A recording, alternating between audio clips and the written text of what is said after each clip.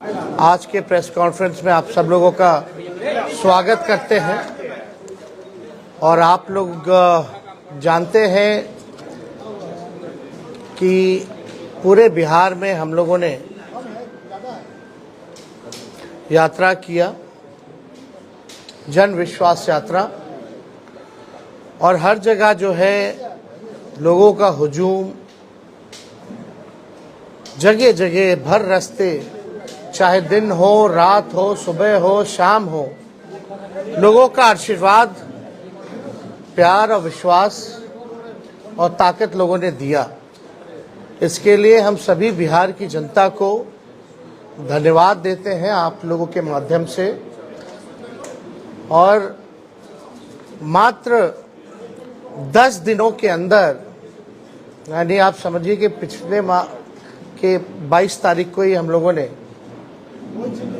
ये तय किया था कि रैली हम लोग करेंगे और 3 तारीख को रैली की गई। यानी केवल 10 दिनों के अंदर जन विश्वास महारैली हम लोगों ने किया। और रैली के दिन खराब मौसम के बावजूद भी लाखों लाख के तादाद में लोग जुटे। एक ऐतिहासिक और एक सफल रैली का आयोजन किया गया और आने वाले 2024 के चुनाव को देखते हुए बिहार की धरती ने एक ऐतिहासिक रैली के माध्यम से पूरे देश में संदेश दिया कि हमारा जो गठबंधन है, महागठबंधन, इंडिया गठबंधन, ये मजबूत है और आने वाले समय में बिहार से हम सब लोग चौंकाने वाला रिजल्ट देंगे। लोगों का जिस हिसाब से उत्साह था, एक एनर्जी थी, एक वाइब्रेंट रैली आप कह सकते हैं था। बारिश हो रहा था लेकिन सुबह से लोग डटे हुए थे। शाम में 4 बजे रैली खत्म हुई, कोई जो है मैदान से हिला नहीं। जितना मैदान में लोग थे उससे ज्यादा सड़क पे लोग थे। तो एक ऐतिहासिक रैली हुआ। उन तमाम जनता को हम धन्यवाद देते हैं, सभी महागठबंधन के पार्टियों को, उनके नेताओं को, कार्यकर्ताओं को भी हम धन्यवाद देना चाहते हैं इस सफलता के लिए। और आने वाला जो चुनाव होगा, साफ तौर पे जो हम लोगों ने लकीर खींची है, हम लोगों ने जिस हिसाब से 5 लाख नौकरियां, बहालियां निकाली हैं, नियुक्ति पत्र लाखों में बांटने का काम किया मात्र 17 महीनों में, आरक्षण की सीमा बढ़ाई गई, नियोजित शिक्षकों को राजकीय कर्मी का दर्जा देने का निर्णय हम लोगों ने कैबिनेट से लिया। स्वयं सहायता समूह, चाहे जीविका दीदी हो, आंगनबाड़ी महिला हो, तालमी मरकज हो, विकास मित्र हो, टोला सेवक हो, आशा दीदी हो, ममता दी हो, सभी लोगों के मानदेय को बढ़ाने का निर्णय इन 17 महीनों में हम लोगों ने किया। इसके साथ साथ स्पोर्ट्स पॉलिसी के साथ साथ, आईटी पॉलिसी के साथ साथ टूरिज्म पॉलिसी भी इस 17 महीने में हम लोगों ने लाया। जो खिलाड़ी स्पोर्ट्स पॉलिसी के तहत हम लोगों का था कि भाई जो खिलाड़ी मेडल लाएंगे, बिहार का, देश का नाम रोशन करेंगे, उनको भी हम लोगों ने नौकरियां दी। और हाईएस्ट लेवल है उस नियमावली में डीएसपी के लेवल तक का नौकरी जो है लोगों को मिलेगा, जैसा वो मेडल लाएंगे। तो खेल के साथ साथ जो पढ़ने वाले लोग हैं, हम लोगों ने नौकरियां देने का काम किया। हम लोगों ने 17 महीने में लोगों के हाथ में कलम दिया। और वहीं बीजेपी के लोग केवल नफरत बांटने का काम कर रहे हैं, तलवार बांटने का काम कर रहे हैं। अभी भी बड़ा सवाल उठता है कि भाई कैबिनेट का विस्तार क्यों नहीं हो रहा, आखिर क्या वजह है।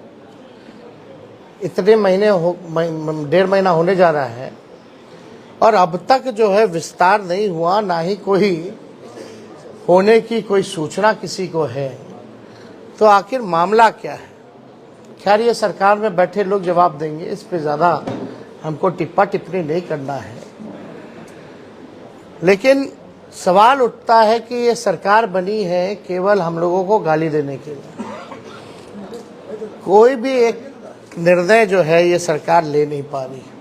जिस हिसाब से हम लोगों ने 17 महीने में निर्णय लिया, ऐतिहासिक निर्णय लिया, जाति आधारित गणना कराया, आरक्षण के सीमाएं जिस हिसाब से बढ़ाई, नौकरियों की बात करते थे, देर रात बजे जाकर के अस्पताल में हम लोग छापा मारते थे, तो कहीं भी जो मौजूदा सरकार में लोग जो बैठे हैं उनका इंटरेस्ट जो है केवल लालू जी और उनके परिवार को गाली देने में ही है।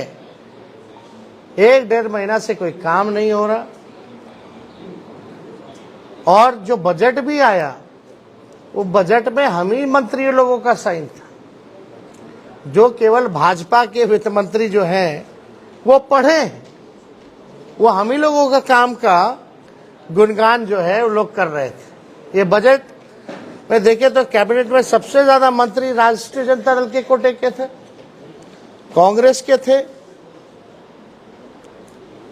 तो हम ही मंत्रियों का साइन जो हम ही लोगों ने भेजा। खैर ये बातें अलग हैं, लेकिन हम लोग पूरी मजबूती के साथ आने वाले चुनाव में हम लोग लड़ेंगे और बिहार से हम लोग चौंकाने वाला रिजल्ट हम लोग देंगे। तो इसीलिए आप सब लोगों को हम आज बुलाएं ताकि आपके माध्यम से हम लोग बिहार की जनता को धन्यवाद दें। चाहे कोई वर्ग के हो, कोई जाति के हो, कोई धर्म के हो, सभी लोगों का पार्टिसिपेशन इस रैली में रहा। तो इसलिए आप सब लोगों को भी यहाँ धन्यवाद देते हैं। और कोई सवाल होगा तो आप लोग बेशक पूछ सकते हैं। एक सवाल है, आप कहते हैं कि आप कलम बांटने का काम करते हैं और भाजपा वाले तलवार बांटने का काम करते हैं, लेकिन इंडिया ब्लॉक के एक नेता है ए राजा, उन्होंने कहा है कि भारत एक देश नहीं है और अगर ये एक देश है तो एक भाषा और एक परंपरा ये होनी चाहिए। और उन्होंने आगे बढ़ने के बाद ये भी कहा कि रामायण में वो भरोसा नहीं रखते हैं और राम सही नहीं है। ये उनका व्यक्तिगत बयान है, ये हम लोगों का नहीं।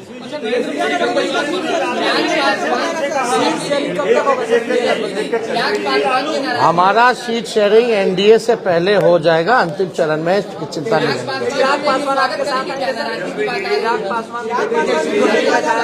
ठीक है, इसमें हमको क्या कहना, हमको तो कहीं जाना है नहीं, हम तो जहाँ हैं वही हैं। जिनको आना होगा वो ना बताएंगे, वो तब की बात है, तब की बात। भूषण शरण सिंह ने कहा है कि मैं एक मोदी का परिवार हूं। भूषण शरण सिंह जितने महिलाओं का शोषण का आरोप है, उन्होंने भी कहा है कि मैं भी मोदी का परिवार हूँ। अब देखिए, अब इस पे ज्यादा कुछ तो हम नहीं कहेंगे, लेकिन हम इतना जरूर कहेंगे 80 करोड़ गरीबी से करते हैं हाहाकार, 100 करोड़ बेरोजगार, 120 करोड़ महंगाई से लाचार, दुखी सब परिवार फिर भी कहते हैं उनका परिवार। दोबारा हम पढ़ देते हैं, 80 करोड़ गरीबी से करते हाहाकार, 100 करोड़ बेरोजगार, 120 करोड़ महंगाई से लाचार, दुखी सब परिवार फिर भी कहते हैं उनका परिवार। मतलब मुद्दे की बात होनी चाहिए। पिछले बार चौकीदार हो गए थे, अब जो है परिवार हो गए हैं। ये इससे नहीं, आपको बताना होगा कि आपने कितने रोजगार दिए, आपने कितने कारखाने दिए, आपने महंगाई कम किया कि नहीं किया, आपने पलायन रोका कि नहीं रोका, आपने क्या इंडस्ट्री निवेश बिहार के लिए क्या लाया। आपको इस मुद्दों पर जो है कितनी गरीबी आपने हटाने का काम किया, आपको इन मुद्दों पर जो है लोगों को बात करनी चाहिए। छपरा के दौरे पर और लालू जी ने जो बयान दिया था परिवार को लेकर के, मोदी पर जो सवाल खड़ा किया था, ये ओछा बयान है, इस तरह के बयानों को नहीं देने चाहिए। इसमें तो सारा बात आ ही गया है, इसमें क्या कहना। निर्मला सीतारमण छपरा कुछ इससे कोई फर्क नहीं पड़ता हूँ क्या कहना। धर्मशाला शहरी के मंच पे रोहिणी आचार्य भी दिखी। क्या आने वाले लोकसभा चुनाव में वो भी सब बात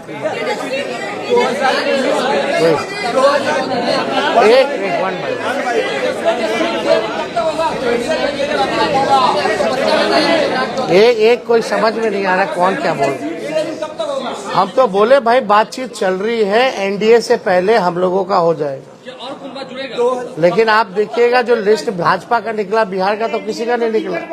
तेजस्वी जी कल सुप्रीम कोर्ट कहाँ बीजेपी में बिहार में एक को टिकट बांटा, जरा नामों बताइएगा। सुप्रीम कोर्ट ने एक फैसला दिया है। उन्होंने एक बयान दिया जिसमें आपको कहा है बच्चे हैं तेजस्वी यादव। अब इसमें क्या कहें, मेरी खुद की बेटी है, हम पिता भी तो हैं, अब इस पे क्या बोलना। 2019 में चौकीदार छोड़ने के बाद एक कैंपेन शुरू हुआ, मैं भी चौकीदार। अब लालू जी के भाषण के बाद परिवारवाद पे फिर से एक कैंपेन शुरू हो गया, मैं मोदी का परिवार। क्या लगता है कि फिर से 2019 रिपीट होने वाला? चलिए, अब आप लोग मानते तो हैं लालू जी के बाद का असर पड़ता है, बट वो अब हर जगह तेलंगाना आप वो कहें, वो उनका कहना है, लेकिन क्या हालात है इस देश के जो वो कह रहे हैं, उनका परिवार, क्या किसान के लोग लाठी से पिटा रहे हैं, क्या वो उनका परिवार नहीं है? अपने परिवार के साथ कोई इस तरह का काम करता है क्या? पिटवाने का, मिलने का समय नहीं है किसानों से। क्यों नहीं मिल रहे भाई? क्या किसान खाली कहने के लिए परिवार है? कथनी अकड़नी में तो अंतर है। जनसभा में लाखों की भीड़ हुई, लेकिन भाजपा कह रही है भीड़ से कुछ नहीं होगा, वोट चाहिए चुनाव के लिए। वोट आप लोगों के पास सही है, ये बात मुझे काहेला हम लोग सबसे बड़ा पार्टी बन के आए, प्री पोल में सबसे बड़ा अलायंस बन करके आए। वो तो बेईमानी नहीं होता, चंडीगढ़ जैसे तो सरकार बना लिए थे हम लोग तो 20 में।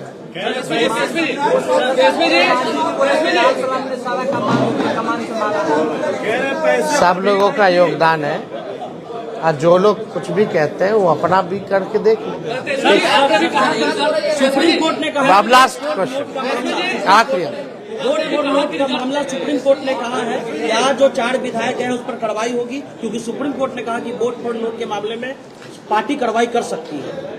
नहीं, इसमें हम लोगों ने लिखित में हमारे सचेतक ने और हमने खुद भी स्पीकर महोदय को हमने लिख करके दिया है। तो निर्णय, क्योंकि कानून तो है और इसमें एविडेंस भी है, और एविडेंस आप सब लोगों ने देखा ही था। कोई भी उधर का इधर आके नहीं बैठा, जो कुछ लोग थे इधर के ही उधर जाकर के बैठे हैं। ये तो सबसे बड़ा एविडेंस है। और परंपरा के हिसाब से वोटिंग के टाइम में जिसको जहां सीट अलॉट होता है उसको वहीं बैठना पड़ता है। तो इतना बड़ा सबूत है, तो हम तो लिख करके दिए हैं, कार्रवाई तो होनी चाहिए। अब अगर कुछ निर्णय नहीं ले पाते हैं स्पीकर महोदय, तो हमारे पास रास्ता खुला हुआ है। अब खुद कह दिया तो स्पेसिफिकली हम लोग जाकर के फिर लाएंगे। अब तो कम से कम स्पीकर साहब को निर्णय ले लेना चाहिए ना। उसको लेकर भाजपा कह रही है कि पैसे पर बुलाया गया है, जो भी भाजपा का ये कहना है। ठीक है, उनकी मर्जी। एक बार फिर सब जितना लाखों लोग आए ना, सबके यहाँ ईडी सीबीआई भेज दे, बता देगा लोग। जरा 10 लाख से ऊपर जो लोग आए हैं, जरा सबसे पूछताछ कर ले।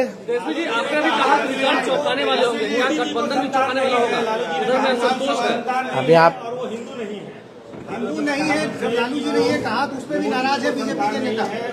आपको एक बात समझना पड़ेगा। हाँ, पूछिए। जैसे लालू जी ने बयान दिया, हिंदू नहीं है, उनको संतान नहीं है। ये बीजेपी में कैंपेन शुरू हुआ कि मैं मोदी परिवार, फिर हिंदू है कि नहीं, उसको लेकर के उन्होंने कुछ वीडियो जारी किया, कहाँ कहाँ उन्होंने पूजा और राम मंदिर। क्या लगता है 2024 में जो ये एजेंडा सेट हुआ उसमें लालू ने ही मदद किया? ये हिंदू, राम मंदिर और परिवार, कोई ये आपकी सोच है। मुद्दा साफ यहाँ खड़ा है, गरीबी, बेरोजगारी। ये क्या है? लालू जी ने एक बात नहीं की, बहुत बातें की। लेकिन एक बात तो सही है कि अभी तक सही से जवाब कहाँ कोई दे पा रहा है।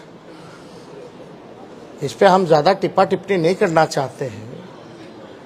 हम लोग भी सब परंपरा को मानने वाले लोग हैं, हम लोग भी हिंदू हैं, हम लोग भी पूजा पाठ करते हैं, हमारे घर में भी मंदिर है, सुबह शाम वहाँ आरती होती है। तो इस तरह कोई बात धार्मिक को लेकर के एजेंडा नहीं हो सकती। लेकिन हाँ, अगर हमारे भी घर में कोई किसी की मृत्यु होती है तो हम लोग बाल मुड़वाते हैं, हम लोग दाढ़ी छिलवाते हैं, हम लोग अपनी बेटी का मुंडन हम करा के आए, तो हम लोग तो फॉलो करते हैं ना। लालू जी ने तो बस यही पूछा, तुम इतना प्रचार करता है, नफरत फैलाते हैं, उकसाते हैं लोगों को, धार्मिक भेदभाव आप कराते हैं, आपस में राम और रहीम के बंदों को लड़ाते हो, तो आप क्यों नहीं मुड़वाएं? इतना बड़ा आप अगर बात करते हैं तो आप क्यों नहीं मुड़वाएं? यही तो बात थी। बहुत बहुत धन्यवाद। लालू को राम विरोधी बताए थे सम्राट चौधरी ने कहा कि लालू राम विरोधी। अरे छोड़िए ना, पहले सर्टिफिकेट ठीक करा ले। चलिए।